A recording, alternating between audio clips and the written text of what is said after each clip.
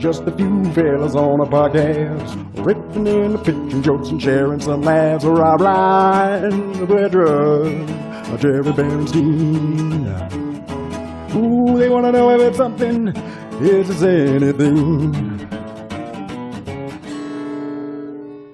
Often featuring Leedy Corbin. Happy March, everyone! Yeah! Hey! Finally, someone said it. Thank you. Here's gonna be my opener bit. I was gonna say happy March 1st, everybody. The time of year when those of us with regular depression have to say a solemn goodbye to those of us with only seasonal depression. It's been great having you with us.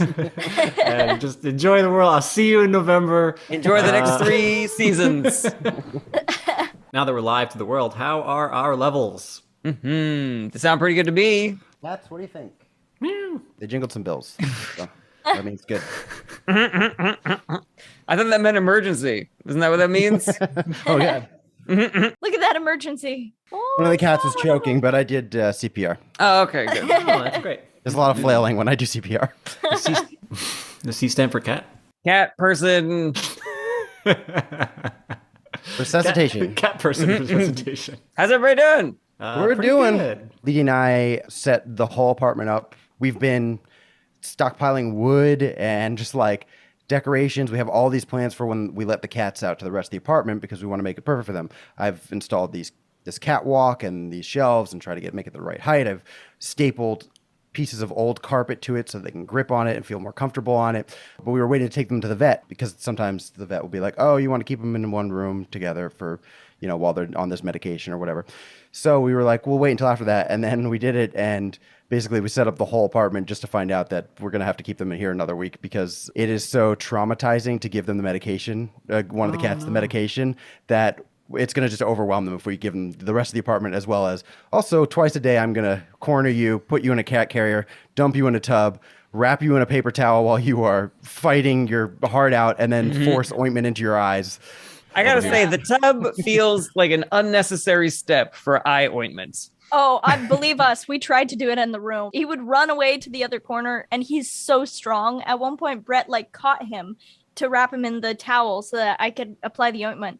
This strong cat with his muscly hands just clawed his way out. Cats are just they're very flexible, and they have hollow bones, so they can just turn into a slithery thing and then go back to being strong. It's so weird. So the only solution was to wet the cats beforehand? No. No. Even though this is a fairly small room, it's still, there's lots of places that the cat can run and get away to. And that's actually more terrifying for the cat, we've discovered, when Smush stared at me and just started shitting.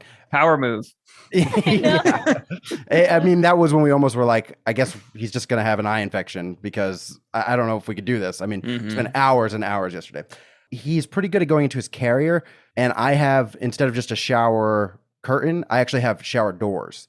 So if we can get him into his carrier, dump him out into there, and then have the doors closed, he knows there's no way out, and I can cover him in the towel, wrap him up like a burrito so just his eye is out, and then we can apply the ointment to his eyes. But it is tough. It's not even eye drops. It's like a ointment. So we have to hold his eye open and put ointment in and then smush his eye around. And rub it in. It's terrible. Oh, no. And when the vet gave it to us, he was like, yeah, you're going to have to give him ointment twice a day. Bye.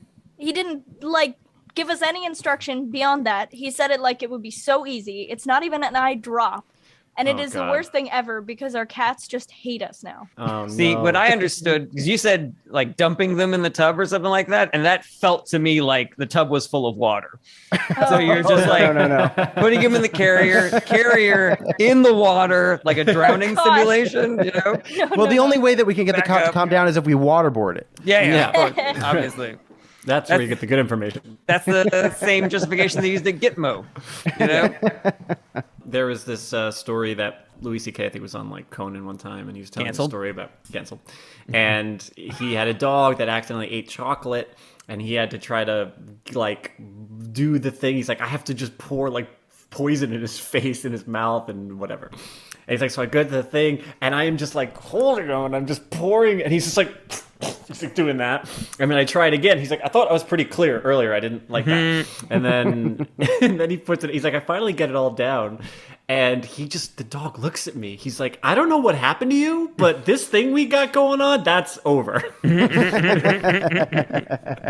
was just like the funniest thing. That feeling of just like, oh God, this animal just will never trust me again. Why would it? Sad. Trader Joe's sells these thing called Pound Plus chocolate bars. It's a pound of chocolate. And I got dark chocolate for my mom because it was supposed to be, healthier chocolate. And my dog ate 3/4 of it, which, as you know, is it's pretty toxic for dogs to have a little bit of dark chocolate. So it was like we caught her after, like pretty immediately after she ate it. But it was like, we need to get her to throw this up, or we have to take her to a 24-hour animal hospital 45 minutes away. I was like forcing hydrogen peroxide down her throat, and she's just doing the same. She's fighting me the whole way, and just nothing. And I'm like, I don't even know if I'm getting this in. I think I am, but it's just like it feels like, I don't know. It just feels so wrong. It feels like you're ripping out your own nerves. Just like, I love you. This whole relationship is just love, and now you just think that I have turned into a psychopath, and it's so sad. My dad finally is like, okay, we got to take her to the hospital. He puts her in the car, and she just throws up dark chocolate everywhere like 10 minutes into the ride. Oh, no. And like ruins the seats, Have you ever felt like you had the opposite experience where like the animal kind of does get it and you go, oh, they understood? I've had that experience too, where like, it's like a thorn or some kind of thing. I was like, what are you doing? Ow! And then afterwards, like, oh, I get it. Thanks. Go ahead. Oh no, there's that incredible video of that whale that's caught up in fishnet. I don't know if you've ever seen it. But these fishers are like, oh, this whale is like it's got one fin completely wrapped around itself. And then for like 15 minutes, these people are just like trying to get the whale. And it's like, it's dying, clearly. And they're just cutting and like cutting this rope and trying to not hurt the whale. And also like, it's a whale. It's huge. It's like, it's scary. They're just in this tiny boat. And eventually they get it free, and it follows them for 15 minutes, just breaching, like showing how happy it is. And it's just like such an incredible video. I like it better when they free the trapped deer and the trapped deer's like, fuck you! That kind of happened when the mama goat that we had when I was younger, she got pregnant. She was giving birth, and one of the babies got like stuck. His arm was like kind of wrapped around, so he wasn't coming out. And my mom had to like pull this little baby goat out of the mama. And afterwards, the mom gave my mom this look of hatred. Like, what the fuck were you doing? So the next time she got pregnant, we were certain that she had her kids when we were out of the house and wouldn't be able to help her on purpose. We were certain it was a spite. I'm pushing my pussy, you weirdos. Jesus. Was that the one that had trouble coming out? Was that the one that you hated? Mm-hmm. Oh, so maybe the mom was like, that one wasn't supposed to make it. Like the goat version of Damien, right? From The Omen. Anybody? It's a deep cut. I loved it. I loved it. I never saw it. Excellent, Jarret. I think it's funny that, like, I have no idea if any of this stuff is accurate. Like this sort of, like, obviously animals have, some version of emotions that, or like can link up with our versions of emotions. But I wonder sometimes if we're like anthropomorphizing the animals too much. I'm like, he understands that this. I'm like, is that what I'm picking up on? I don't really 100% know, but I like to think that I do. Mm-hmm. I also, just thinking about that as an extension of that, it would be fun to think that like the book Animal Farm, like none of that happened. The farmer's just like, oh, they're being communists. That's so cute. Look at that. The pigs are being commies. That's I feel how like adorable. The horse is being an exploited laborer. That's so I feel like emotions in general are they're quick access stored information. So you can make snap decisions. And I think animals are running on emotions actually a little bit more. It's more instinct. It's way less thinking about it. So I think that the reason an animal probably, from an evolutionary standpoint, can, have take a shot. Have a little trauma to it and then be thankful is because there's probably something programmed in, like, oh, there was pain and then there's pleasure, then there's relief, and I can understand that came from somebody helping me. Yeah, that reminds me of how if you want to sell a pilot to HBO, not a lot of people know this, but God damn it. take a shot. Take a shot. Take a shot. We should have a separate section called evolutionary biology with Brett Druck. Ooh, I would love that. That'd be really fun. Right after the hot button issue. Hot button. Hot button. We got the hot button with Rob Bryan and the hot bucket with Leedy Corman. Fuck here. And then the hot biological evolution with Brett Druck. Oh my God. Who's in the bucket today with Leedy?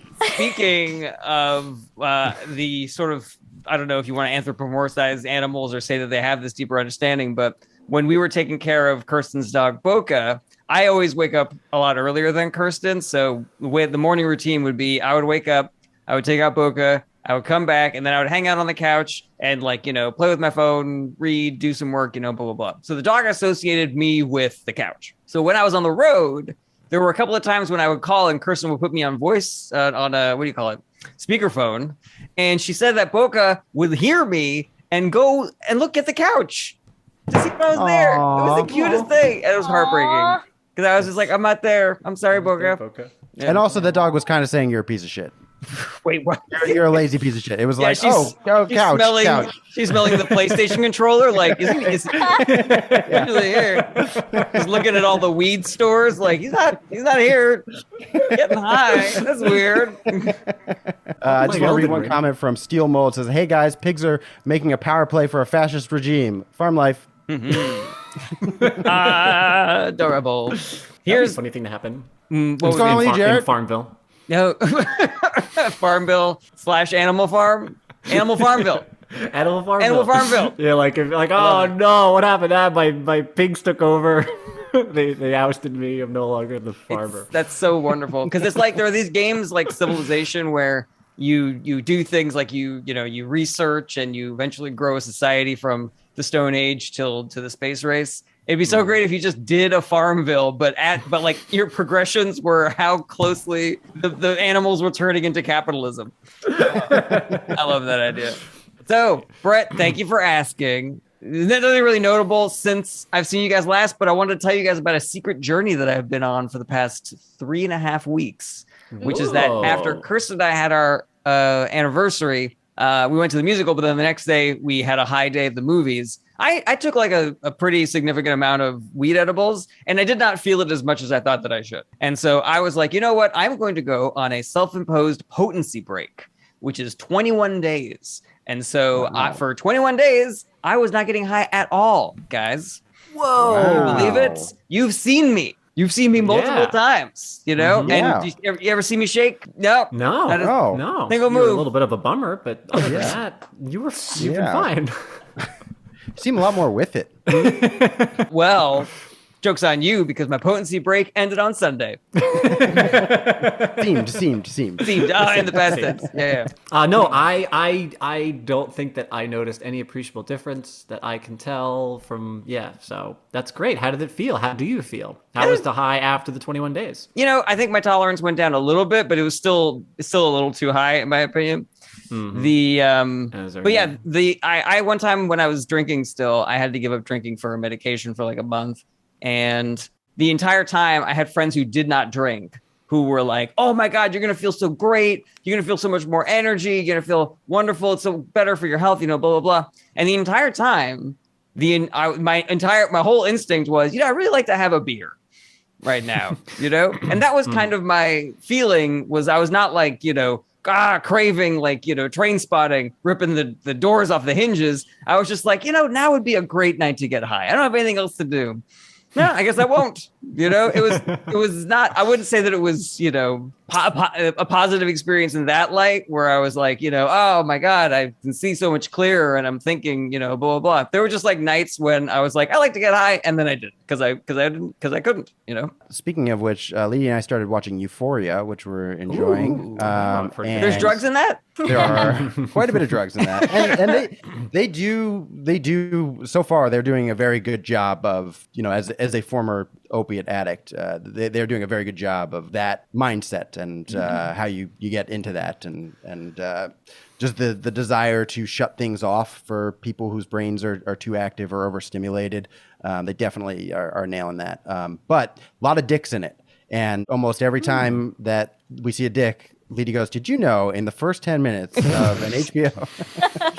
This show is so good, and I recommend it for everyone, even if you're like, I'm not going to like that. That's people wearing fashionable outfits. It's going to be boring. You're going to like it. That is not the stereotype that Rob, I thought. stop saying that, Rob. I'm so tired of it. Is this one of those shows with fashionable outfits? Oh, boo, boo. Just watch Game of Thrones. No, I'm not gonna. It's just a bunch of people wearing fashionable outfits, and I'm not gonna watch it. So I want to know what you think it is, though, Rob. Ooh, yeah. Okay. Oh, this is okay. Yeah. I don't know. Now you put me on the spot. I feel like, should I give a joke answer? Or should I give an honest opinion of what I think it is? Well, I'll tell you what I think it is. Oh, first. okay, cool. Okay, because I also I've never seen an episode. I've only heard the sounds that they use on TikTok to make videos off of them. I believe it is the story of kids in high school beginning their experiment with drugs and having it go awry, and ending in painful, life-destroying addictions. Yay! I think I know too much about it for me to actually answer, or I don't know.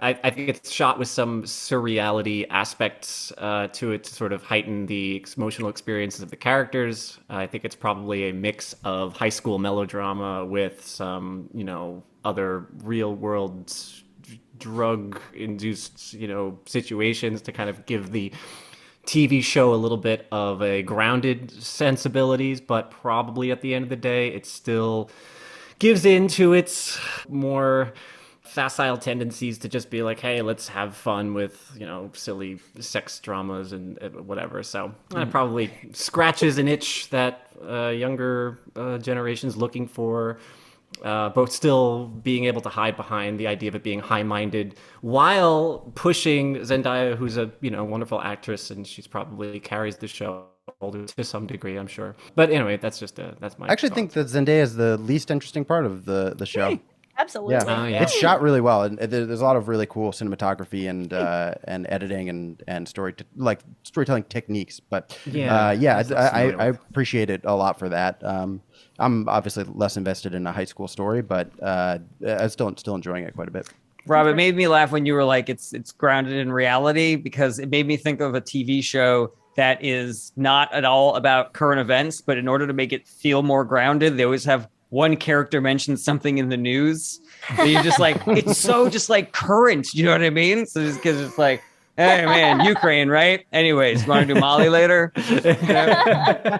I was reading this book series called Red Rising, and it was a young YA, so there's some stuff where you're just like, but it was a really cool kind of different format for like a Hunger Games type thing, and I was really, really enjoying it. And then like in the third book, out of nowhere, they brought on a character named Felicia and then killed her off so that one of the characters could go, bye Felicia. And I was like, why would you take me out of this space age? Wow. Like dystopian, why would you do that? Why? It ruined it for me. So weird. That is so strange. Ooh, speaking of sci-fi, I started reading The Three Body Problem, Brip.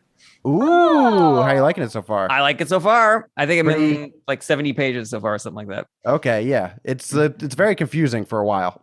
Yeah. But I'm excited about it because, there's a lot of weird shit happening. And this is always the part of a sci-fi whatever where I'm like, what's the thing gonna be? What's the thing gonna be?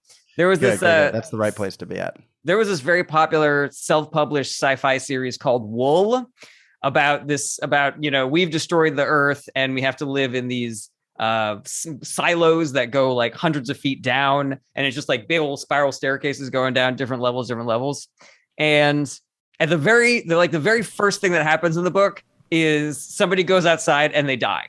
so that everybody reading the book can be like, all right, well, we know the twist isn't that it's secretly nice outside, you know, like that's okay. We can check that off the thing, That's you know, because awesome. otherwise you read the whole thing, you just be like, I bet it's fucking nice outside, and they're just being That's funny. like a conspiracy or something. I like to think that that's the last thing the editor and the author added to the book. I think, like, you know, I was reading this whole thing thinking it was nice outside. I think you need to put something in chapter 1 that shows that it's not nice outside.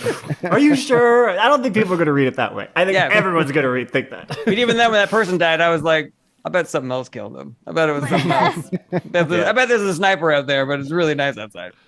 One of my favorite things to do is in a show or any kind of story or media that I'm consuming is imagine that person who went, that extra person who was like, I think you need to throw that in. And like trying to figure out what that did. Like what was that extra thing that the director was like, what if you're holding a cupcake? You know, like, and that totally changes the scene. Like that just feels like an extra note that made the thing work, or it was just a bad note. You know, I love trying to think about that stuff. In the new West Side Story, I was able to tell that they showed an extra for way too long. I was like, I bet that guy was in the original cast, and I was 100% right. Good call. Yeah. Interesting. That stuff. Yes, Brett, I'm 100% with you. I love that. I can't even turn that part of my brain off. Like more and more, I'm just like, what was that about? Like, I'm always so curious about the backstory of something. It's almost like a little puzzle, like watching a movie or reading a book and seeing a piece of information and being like, there's a reason why this is standing out, and I got to figure out what it is. One example of that, maybe not the best example, but I remember when I first was learning, like listening to Eminem's Lose Yourself for a long time. And in the third verse, when he says, you know, I've been chewed up and spit out and booed off stage, he's like, but I kept rhyming and stepped right in the next cipher. Best believe somebody's paying the Pied Piper, all the pain inside amplified by the fact that I can't get by my 9 to 5 and I provide the right type of life for my family because, man, these goddamn stamps to buy diapers. Diapers, and it's no movie. When you guys rap together, it's completely out of sync and total nonsense. And it's no movie. There's no Mekhi Phifer, and the movie was like inextricably linked to this song, and Mekhi Phifer's in the movie, and I was like, you just rhymed like 7 things in the exact same thing. I was like, did Mekhi Phifer come at the end of that, or did you know that you were gonna work in Mekhi Phifer at the beginning of this, or did it just happen to work out after 6 rhymes? You're like, hey, Casting call, male or female, black or white or Hispanic, and anything, any age. Your name has to be in this rhyme scheme. MacGyver, the giant cipher, something MacGyver. You know, God, if MacGyver was real, he would just slide in here so well. I wish that Eminem was stuck on the rhyme and he just can't get it. Then he gets a text from somebody who's like, "What about Mekhi Phifer for this role?" And he's like, "You genius!" Up until that point, he didn't have the beat, but as soon as he saw that text, he was like, dun, dun, dun, dun. It all came together. Speaking of puzzles, I am playing, this is extremely nerdy, but I am playing a virtual escape room game called The Cube Paradox. Oh my God. Whoa. Wait, are you guys playing it? Yeah. We started it when we were on the airplane back from Albuquerque on our red eye. We were like, that's bananas. I was looking for games that you could play offline because so many games you have to have an internet connection. Mm-hmm. And I was like, oh, let's get these. It's like they're a ton. They're free. This is great. Yeah. So I'm sure you guys have probably experienced this already, but what I love about this game is that there are surrealist elements to it. So there are certain puzzles where you're like, oh, you need the screwdriver to unscrew the screw. But then there are other times where it's like, oh, I need to give the fish the cigar. You know?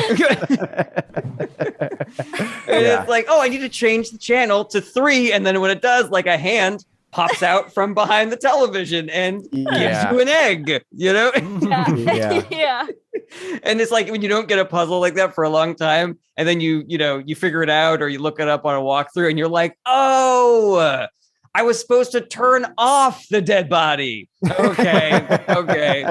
I will say, to the game's credit, it does kind of give you hints for the surrealist stuff. Yeah, of course. We played like the first 2 or 3, I think, and then we had Call of Duty because we were back home. So We stopped playing it. So we just threw that game in the fucking garbage. I don't need this crap anymore. Yeah. And Leedy said, "Isn't that your phone? Isn't it on your phone?" And I was like, "Nah, I got Call of Duty." Shit. It is fun because in Call of Duty you're either I forget what the second faction is, but you're either NATO or the other faction. That's and nice. now yes, Spetsnaz. And now I'm like, ooh, NATO, I know that. That's great. You ever watch those like really touching videos of boyfriends coming back from playing Call of Duty and being reintroduced to And their dogs girlfriends? are just so happy. Their like tails are wagging like crazy. He's been in there for like 6 hours. It's actually a little bit like that in our apartment, except when I stop playing Call of Duty, the cats are terrified of me and wish I would keep playing. All right, are we ready to get to business? Yeah. What's our order for today? Our order today is Brett, Jarret, Rob. Brett, Jarret, Rob. Brett, Jarret, Rob. Brett, Jarret, Rob. Brett, Jarret, Rob. The order today is Brett, Jarret, Rob. All right. Here's one that I did post online, and it did do very well, but I was kind of like, oh, man, I shouldn't have posted this because I think it would be a very good stand-up joke, and it's gotten a bit of circulation now. So I saw this sign that really made me laugh. It was 2 revolvers above a sign that said, "In this house, we don't call 911." And it made me laugh because an intruder is not the only thing that you can call 911 for. Like, there's a situation in this house, I imagine, where somebody's like, "Oh no, grandma fell over. Call 911." We don't call 911 in this house. Say goodbye, grandma.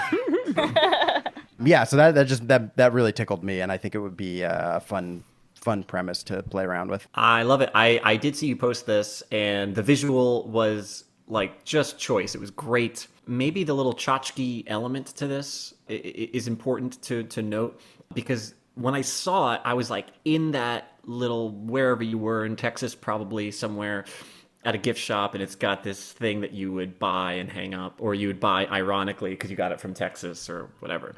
So like all that visual stuff just hit me so quickly. So when I was still primed for your punchline. I guess maybe the difficulty of doing stand-up would be just slightly more explanation of like what this type of thing is. One detail that I wanted to add in that I forgot was that both of the ones in 911 were bullets. And I think that paints the picture quite a bit. Yeah, I love that. I think that like I would want one additional level of just the kinds of things that they sell at these places, which could also open the door for like other potential funny things, because I know exactly what you're talking about. I've been to these places, you know, in like Wyoming or whatever, and it's got a little bit of a local flavor to it, and that's what would probably prime me for the joke more so than almost anything else as well. So there are a couple of different ways that you can deal with the emergency that happens that you would call 911 that's not intruders. And I like the implication that we have to put grandma down now that she broke her leg. But I think that there are other options that you can go for. For example, trying to use the gun to solve the problem. So it's like, mom's choking. And it's just like, all right, ma, open your mouth. Some dislodge whatever it is, you know, something like that. Oh no, mom's bleeding now. All right, get the shotgun. Excellent. This popped into my head. I don't know. It's like we don't call 911 in this house. Like, but she's choking. We need to call 911. Fine. 911. I just like the idea that if you're doing like a walkthrough of somebody's house, that you have to like get an idea of the rules that they live by based on the little tchotchkes that they purchase. And you're just like, oh, like in this house, I'm supposed to live, laugh, love. And here, they don't use guns. And, you know, the Lord is their guide. Okay. It's just like you're kind of getting a sense of all the different things. It's wine o'clock somewhere. Okay. Yeah, for some reason, there's something that tickles me about getting to know somebody through those things, because actually I was just in my friend's house that was very much like that. Remember I sent you guys the video of me playing with the dog? Yes. So this was my friend Ty's like sister and husband, and they are politically different, and so she has from got each other all, or from you? From each other. Oh, okay. Sorry, yes, from each other. So she's quite liberal, he's quite conservative, and they have a bunch of stuff around their house, and it's completely just flying in the face of each other. It's just really funny. So she's got all these like little liberal like, oh yes, you know, and the other guy's like, my other gun is my other gun, or something. It's just like a lot. I imagine it's just like they have like a couch with so many knit pillows that they're just piling up because they're having arguments through them. And they're just angrily crocheting at each other every time. What about the emails? Does it look nice there on the couch? Oh, you know what look nicer though? Is classified documents to Mar-a-Lago.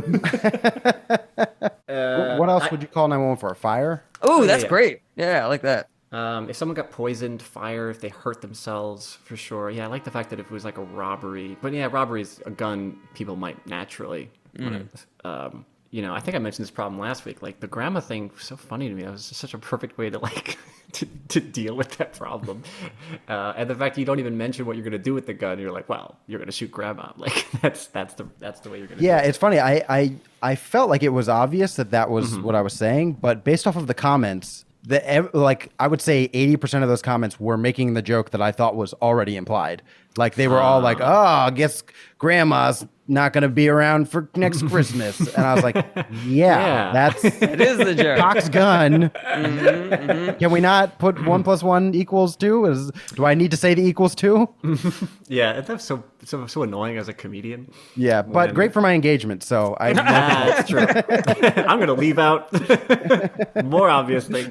That, by the way, is how I've been engaging with right-wing trolls on my social media lately. As people say, "Oh yeah, you think this about liberals, or what about when Biden did blah blah blah?" I would be like, "Thank you for posting your right-wing lies to my page. All engagement helps my videos get seen by the algorithm." Yeah, so I think the strongest way to move forward with this joke would be coming up with more examples like that. I think if someone went into labor, that's a good one. Oh, that's very funny. Let me have that umbilical cord. Yeah. I like the idea of different guns being better for different scenarios. Because like with the umbilical cord, that tiny, like, you know, you might need like a good shot. You might need like a sniper rifle for that. Yo, you need to use a silencer because the baby's sleeping. Steel Mold had a very funny thing. They said, we have a 357 defibrillator at home. And I do think calling a gun a defibrillator is very funny. You know, just like, oh no, somebody's having a heart attack. Don't worry, I got the defibrillator right here. I think that's all my ideas that we got. Yeah, that's great. That gives me some new avenues to explore, and yeah, but I'm excited to try it on stage. Or this kind of this person setting up these rules that they have to apply to. Kind of, it's funny to me if they're doing it kind of begrudgingly, like, oh, we don't call 911 in this house. Shoot. Oh, I burned my hand on the stove. I love too the fact that like when you're a kid, you definitely have to be taught what 911 is and that you use it. And it's just really funny to me that like there's just a kid who's like, we don't call 911 in this house. Like, maybe she's like learning it in like second grade, and they're like, not in my house, we don't. Does anybody know what happens when there's an emergency? What number we call? And this kid raises his gun. Nothing. Can someone tell me what happens after you call 911? Ooh, you become a cuck. I like the kid who raises his gun. Whenever that kid asks to go to the bathroom, the teacher never asks, is it an emergency? Oh, you'll know. Teacher, can I go to the bathroom? Oh, it's an emergency. Go. That was the obvious part, Brett. I'm trying to up our engagement.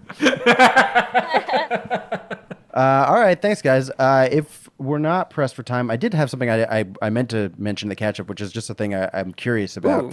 When you guys are seeing all of these kind of pro-Ukraine posts of like, oh, President Zelensky is like, he's a hero, and he's, you know, there's all this stuff that's kind of like, I don't know, it all just seems like war propaganda to me. Is that reading to you guys, or are you guys like, yes, go Ukraine, underdog, I hope they fight this fight? Because I'm like seeing so much of it from like celebrities and just people that I wouldn't expect it from, where I'm just like, whether Ukraine is the underdog or not, this all seems like USA war propaganda being successful and just being promoted. And I'm just like, why are we so pro this why are we so pro-war? Why are we so invested in it? It's very bizarre to me. Ooh, I have a lot of thoughts about this, but Me too, unfortunately. I'll try to be as quick as possible. So I think that the idea is that we're not pro-war, is that Russia is invading Ukraine illegally and immorally, and they are killing civilians, and they're not sort of like responding to aggression or anything like that. I would say, though, that I think you should take everything that you hear, whether it's from Russia or Ukraine, with a massive grain of salt. So just because the propaganda that I'm getting agrees with my idea that we need to protect the Ukraine because they're being invaded illegally, does not mean that I should be, rah-rahing some potentially fictional fighter pilot who shot down 10 Russian planes or something like that, Yeah. But I think that the facts about the global implications of a psychotic despot invading another country for no other reason than his own power grab, I think the politics there are pretty clear, regardless of the information that's coming out of the Ukraine. It just feels to me similar to Osama bin Laden and Saddam Hussein are the bad guys, and we have to get involved in a conflict because it's the only option. And then looking back and being like, maybe we didn't need to go to war and kill a bunch of innocent people. Right now, it absolutely seems like we do need to, but it also seems like a thing that in the future, we're going to go, this was the same thing as the U.S. has always done. It has gotten its huge industrial military complex on the side of we have to go to war because that's what we do. I will say there's a huge difference between what's going on in Ukraine and what was going on in the wars in the Middle East that we started. We are not sending troops over there. And it is not a war that we are starting. We are supporting a small country that is being invaded by a dictatorial regime. Yes, I think that everything that Jarret said makes a lot of sense. I would tweak maybe the last thing because that's like future talk that we're not sure of. Brett's concerned about the potentiality of us sending troops over there. Yes. Sure, our current stance is that we're not sending troops. Our current stance in Vietnam for many years was that we were not sending troops, and it was just assistance. Then it was financial assistance, and it was financial assistance in guns, and then it was troops, and then it's like, what are we doing? I totally agree with Brett that the praise of Zelensky is reached a fever pitch to the point where I'm almost expecting him to be Me Too'd in like 2 days. Like, that's the level of, I'm just like, this guy fucking grabbed a colonel at some and then point. we start rooting for Russia. Like, get him, get Ukraine. We hate this. Yeah. It feels like Cuomo. Yeah, exactly. The Cuomo, that was the better. Oh my God, I got a lot of issues with that too. Oh boy. There's actually this great piece that Charles Dickens wrote about America when he came over here to visit people. This is way back when, and he describes Americans like perfectly, like 150 years ago. It's pretty cool. I'll share it maybe sometime. But wow, what a tease! Yeah, that was a real. It's the most amazing quote about America. It's perfect and on point. And I'll tell you guys later. He speaks to our urge that we're not trustworthy of the people that we put in charge, but then we're also very like eager to build people up and deify them, only to then be like, I don't trust that guy, and tear him down. So it's just a very interesting cycle that I think he kind of nailed. Rob is going to post that in our Facebook group, which is a secret Facebook group that we will happily give the link to. If you just email us, isthisanythingpod@gmail.com, and we will give you a link to that secret Facebook group. Ooh, all right. I love it. What I wanted to say about Zelensky otherwise, because I actually, I was very curious about this, and I was really, just loved the idea of him being a, TV comedian, actor turned politician, president, very intimately aware of the back and forth between him and Trump, and which led to Trump's impeachment. And then this moment, and just like a crazy 3 or 4 years that this guy has had. I will say that fighting a war, you fight it on all fronts. You fight it with guns, bullets. You fight it with cyber, things, and you also fight with technology. But you also fight it in a propaganda. There's always a propaganda war. So I am not excusing. I'm just familiar with the fact that the propaganda war has always been a thing since the dawn of war. No one's going to be fighting completely fair in that sense. They want to show either strength or whatever. The Ukrainian story will be one of an underdog, will be one of ghost-like figures that are taking down these Russian things. Your Luke Skywalkers compared to your Darth Vaders and such. As far as will we ever discover that every Ukrainian who's ever existed, including maybe Zelensky himself, is not this pure figure? Like, absolutely. That story is already beginning to unravel in certain ways. Maybe you saw some things about some Nigerian and South African nationals who are living in Ukraine, who are having trouble even getting out of Ukraine. They're having trouble at the Ukrainian-Russian-Poland border just because of, racism towards, hey, like, you're not Ukrainian, you're a black guy. Get out of here, not whatever. It's going to be a really tough time to kind of consider our hierarchy of what we find to be important. Currently, I would still put the despotism and the tyrannical government of Russia invading a sovereign nation like Ukraine. Then, I want to put one more layer on this. I hate this. So the media itself... No, it's okay. But I'm really curious about this. It fascinates me too, and I had really strong feelings. I actually wrote a couple of pages of my own feelings about this days ago, and it just concerned my knee-jerk reaction to see the evil behind what is going on in Ukraine. But even though I was a kid, it still took me years to appreciate the very evils of the U.S.'s own forays into imperialism. And, how many years it took to finally look back at the war in Iraq and be like, that was fucked up, right? I mean, there was no good reason for any of that. And it's not like I can even blame it on, well, that was years ago. I mean, there's plenty of things that have happened since then, whether it's wars in other countries, civil wars in Africa, famines, diseases, our own, incursions in the Middle East, or Syrian refugees that just a few years ago, a lot of people in this country, I don't have to label them, people in this country were very happy to see our president just cut off Syrian refugees and say, no more. Like, yeah, that's right. Fuck those Syrian refugees. Or look at people who are coming to our southern borders, not seeing them as refugees, not seeing them as people who are also fleeing for their lives. But within a few short moments on TV, looking at these Ukrainians and be like, oh my God, this is horrible. These people need help. I'm like, it's the same people that you were very happy stripping their children from them at our southern border, or the same people that you are happy to deny entry into this country. I think there are some people in this country who have finally understood for the first time what a refugee actually is. Would be my contention there, because they go, oh, not me, refugee. I look at all those people, Syrians, Ukrainians, and I go, they're fine. Not in my backyard. Leave them be. And then this is my last point. I swear to God, I'm sorry. This is actually what I didn't want to catch up on. I was like, I don't know. Sorry. No, it's fine, because I want to say things. I'm very much enjoying your thought process, though. I've sent some clips to you guys before. This show, independent media, called Breaking Points. She just did a piece breaking this down even further and making the really subtle and interesting point about some of these things are about race, yes, and some of those racial tendencies we do have, of course, but do not be blinded by the fact that it's those racial tendencies that we do have that our media will also prey on, because whether it's white, black, or otherwise, there are certain narratives that the U.S. government itself and U.S. media just is literally in favor of. And there's just some other narratives that they're just not in favor of. So it is not your fault that all of your little emotional triggers are being pinged here to, let's say, be in favor of the Ukrainian movement, but be against the Palestinian movement. And it's no coincidence that the current narrative is that Russia is bad and that we should be supporting a country that is against Russia. But the idea that we are holistically against them, fine, and you can be, and I think personally you even should be, but do not ignore the other news stories that are just simply not covered, or covered in such a negative light where you're just like, well, that protest is illegitimate. Those people are horrible. She did a great job of just breaking down the Afghanistan people. It was just like, hey, when we were killing them, when we were at war with them, terrible. I mean, they were terrible, and it didn't matter.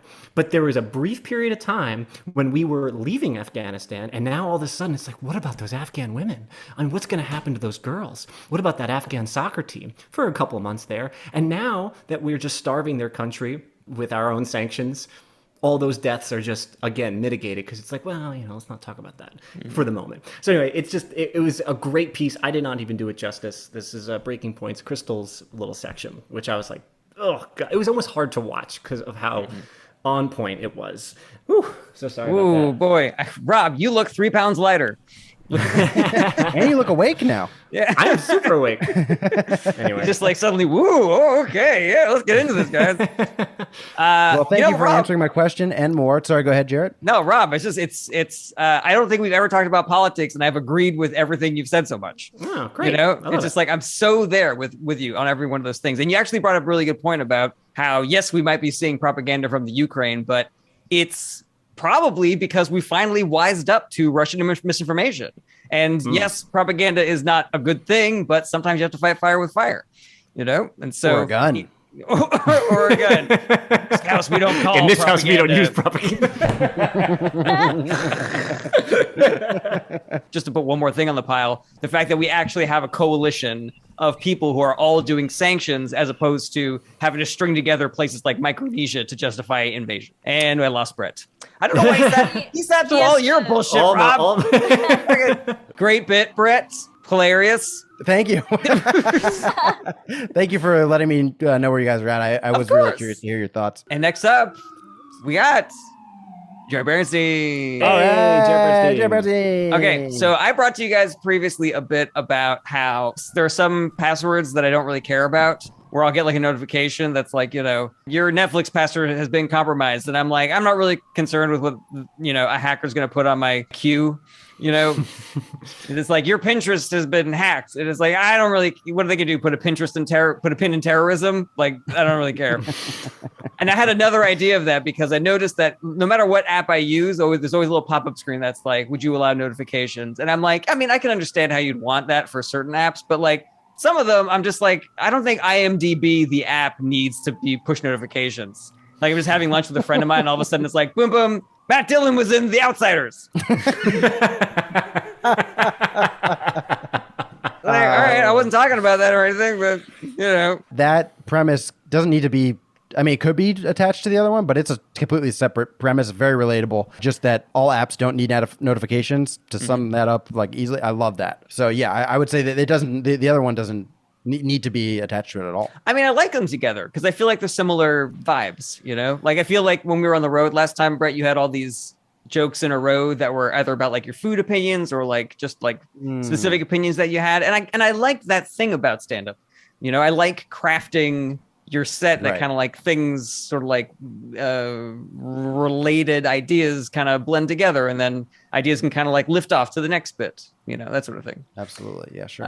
So yeah, any thoughts for this other than blanket praise, which I will accept? I do love it as well. Thank you. Next up, Rob Ryan. I think that if you're down for it, because I love runners. I always suggest runners to you, where you could periodically throughout your set pick out your phone and then just offer other IMDb fun facts as if you're being pinged during your set. Oh, Tom Waits was in Dracula. Yeah, how about that? All right. Anyway, yeah, just little old updates, or it could be other apps where you're like, half off lumber at Home Depot. All right. In case you guys even that I see has more urgency though than the IMDb thing. Yeah, sure, like sure. what's another app that's useless that notifications are useless on? You know, I'm gonna look at my phone now for this exact purpose. Yeah, I know. I'm gonna look at my phone now too. It's hard because if it's anything in the gaming milieu, like it actually does make some sense to be like, hey, you haven't played this game in a while. Want to play it? I have like a translation app, you know, and the translation app is literally only useful while you're using it. So just to get a notification, you know, that's like bien means good. That actually means well. Okay, fuck you, Rob. Man. All right, sorry. Yeah, I mean, it really feels like IMDb is the example. I have an app called Simple Scanner that allows you to take pictures and make them look like they've been scanned of documents. I don't know. That kind of tickles me to be like, hey, got any documents? I can scan documents. It's the only notification. Just I can scan documents. I can scan documents. Have you scanned lately? It gives you notifications of how much a scanner cost. $200. Forget that. Just use me. I scan documents. Let's get documents. The Grim Retails wrote, Pornhub app, you haven't jerked off to this in a while. Oh, that's really funny. I like that a lot. Nice. That's really well done. All right. Well, if that's it for this bit, then we can move on. Yeah, sorry we didn't have more, but no, that's fine. You write a perfect joke. You know? That's what that means, always. Seems like my turns are always really short. Rob, you're missing some great mugging over here, buddy. Is Gus sending you memes? What's going on here? Yeah, I didn't get Grim Retails' thing, and I was looking at the app, and I was very confused. All right. Well, next up, we got Rob Ryan. But before we do that, a deep dive into what's going on in Ukraine. We have the best Patreon on the block, patreon.com/ITApod. A lot of great, awesome, exclusive content that you can access for just $1 a month. Episodes like the high riding challenges, story time. We just did a role-playing game called Kids on Bikes that was super fun. We also have all the live shows on there. Excellent tiers at higher levels. Patreon.com/ITApod. And next up, we got Ryan. All right. Thank you, guys. Let's do this bit. There is a complaint sometimes that when women are in positions of power, like if they're the boss, that they don't, when women act just assertive and, as a boss, that they're seen as like bitchy. But when men are bosses, they're just respected as the boss. And I've heard this enough times, and I just really am trying to rack my brain. I'm like, I've never liked my boss. Bosses suck. I've had a lot of male bosses. Never have been like, I respect that guy. I think that guy, I've worked at this Olive Garden for about 5 years now, but that guy, he's got it going on. I think I can, I know when a boss is a dick. I don't think I've ever been confused the fact that he's a male and me be like, yeah, he's a dick, but God, he gets things done. I'm like, no, that guy's a dick. I don't like him. We don't like our bosses. There's a movie called Horrible Bosses, and we all, and they kill their bosses because they're horrible. Anyway, it's just the kernel of the idea. I don't buy the premise that I respect my male bosses. So many bosses are dicks and assholes or lazy or incompetent or blah, blah, blah, blah, that kind of thing. So I think it's super funny. I do have a little bit of a problem with the premise, which is that it's not you. Nobody is concerned with the way that the employees feel. And I mean that on every level. Like, here's what the employees. Yeah. What the issue is the way that it's portrayed in the media, number one, and number two, the way that promotions happen. Where if, they're worried about the people that are above looking down. And the people that are above looking down are seeing the same shitty behavior from a guy and a girl and saying it's great when the guy does it and it's shitty when the woman does it. I would push back in that I just read an article recently which made this thought, which was like that the employees respond to their like, oh, but the employees don't like it when the women do this. It's like women can't win because when they're a boss and they try to act like this, they are seen as this, when they try to act like that. And it was all from the employee's perspective, which was what this study was getting at. So I don't know. I actually don't think I agree with your pushback because it seems like the thing I'm arguing is that they say, no, women bosses are disliked and male bosses are respected. And I'm like, never true. Don't know what you're talking about. I've hated every boss I've ever had, type of thing. And of course, I am doing some smoke and mirrors. That's not generally true. But anyway, that's the pushback there. I'm not taking your criticism out of contention completely. I'm totally cool with everything you just said. I didn't mean to imply that there wasn't that kind of like implicit bias from the employees as well. But I'm thinking about, like a female politician being aggressive and the media being like, she seems kind of bossy. She seems like really frumpy, Yeah, I don't think I can avoid that. That's certainly true. Can you take the approach of like, I just hate them all. I'll call them whatever. I'll call a 50-year-old man a bitch. I don't like bosses. That's very funny. I like that. If you could flip it on your head and if you can make it not an effeminate person and then start calling them the effeminate names, Similar to what Brett is saying, instead of just saying I'm going to call him a bitch, like maybe the exact same things you would that have been said to female bosses, like, I don't know, why doesn't he just smile more? Right. Rob, I think in this joke, you're going to get some women who might say, well, yeah, you have hated all of your bosses regardless of their gender, but that's because you're not misogynist. I don't know if that matters at all, but yeah, that's good coming from a woman. That's good advice. And I think that it's the best advice, the kind that comes from women. You're right about that. It's so weird that the needle I'm trying to thread here of just being like, I've never seen bosses in general just being like put in this like really fun, nice light, especially with a middle management boss, which is like almost notoriously just like, who is the biggest bootlicker that we can control? We're going to put that person in charge. I'm going to say, if any woman, Leedy, has that complaint, don't worry, I am a misogynist. I just feel like the qualities that get you the boss role are those unlikable qualities in general. Not because that's what makes the best boss, but rather because that's what, I think, Jarret, to your point, what the upper people think is what's going to make the best boss type of thing. So when they see those qualities, they're like, oh yeah, this person.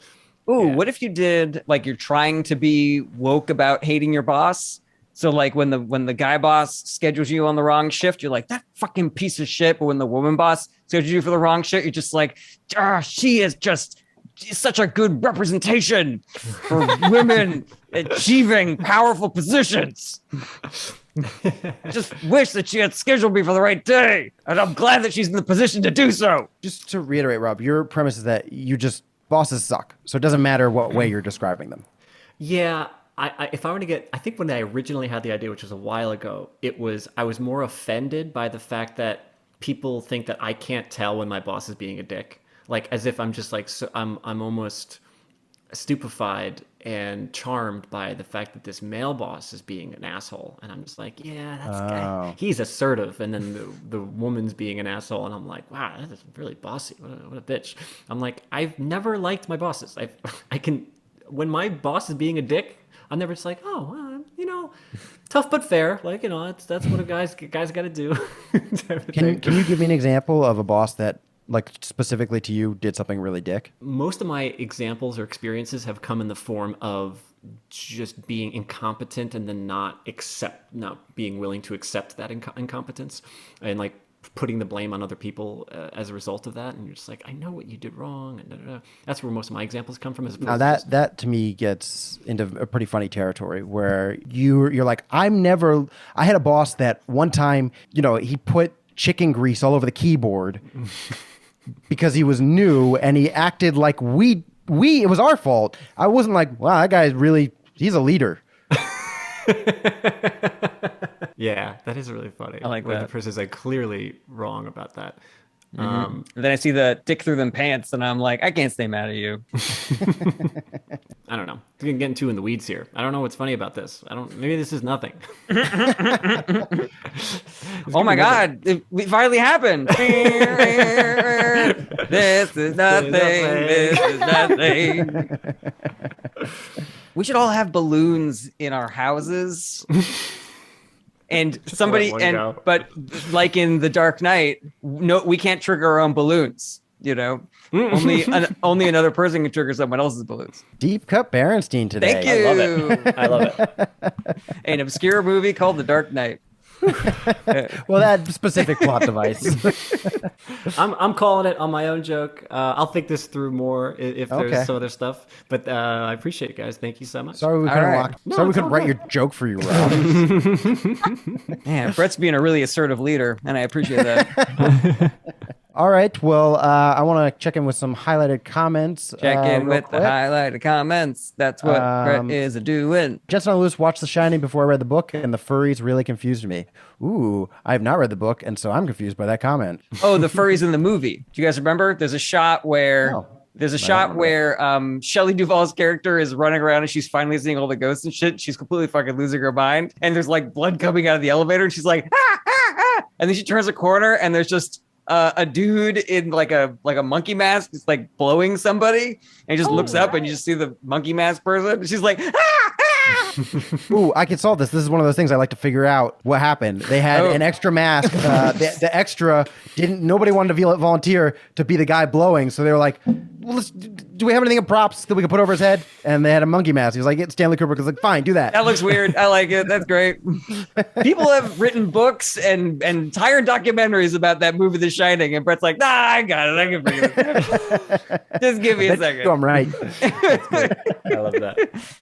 And then we were caught up on highlighted chats. So, Leedy, are you ready to present some drawings for us? I am indeed. Jarret Singerin. Well, then I guess it's time for us to look at Leedy's iPad. She's gonna show us the things she drew, and we're gonna love them even if they're bad. Woo! Really thought you were Melodically, I give it a 4. But My dick, rhyme scheme, right? Okay. mwah, 10 out of 10. Yeah. All right, first up I have cat person resuscitation.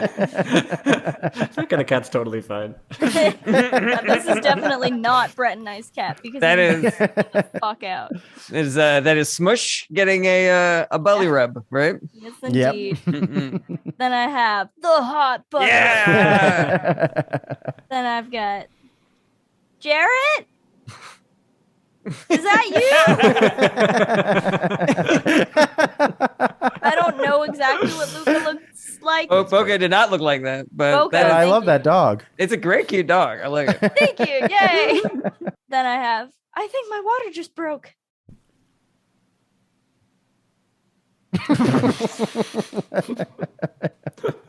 And last I forgot what that but joke Great. was for a second. not, last but not least, More guns. clear. Electricity. That is it Awesome. for me. Like you rubbing the guns together. That was hilarious. Leedy Corbin, where can they find you? You can find me on all of the socials under my name, Leedy Corbin. Excellent. All right. Thank you guys for joining us today. Thanks for chiming in on the chats. Join our secret Facebook group. Email isthisanythingpod@gmail.com. Thanks, Rob, Jarret, for joining us. Thanks, Leedy. And next week we have guest Jay Black. So tune in for that. Yeah. Tuesday at noon. Hooray. Outro goes here. Thanks so much for watching. Check back every Monday for new episodes, or you can listen wherever you enjoy podcasts. If you want to help support the show, tell your friends how much you like Is This Anything? Or get involved. Like an episode, share, comment, subscribe. If you want more Is This Anything, you got to join our Patreon at patreon.com/ITApod. We have a ton of awesome exclusive content on there, and you can join for as little as $1 a month. Check out the links in the description, and hopefully we'll see you next week.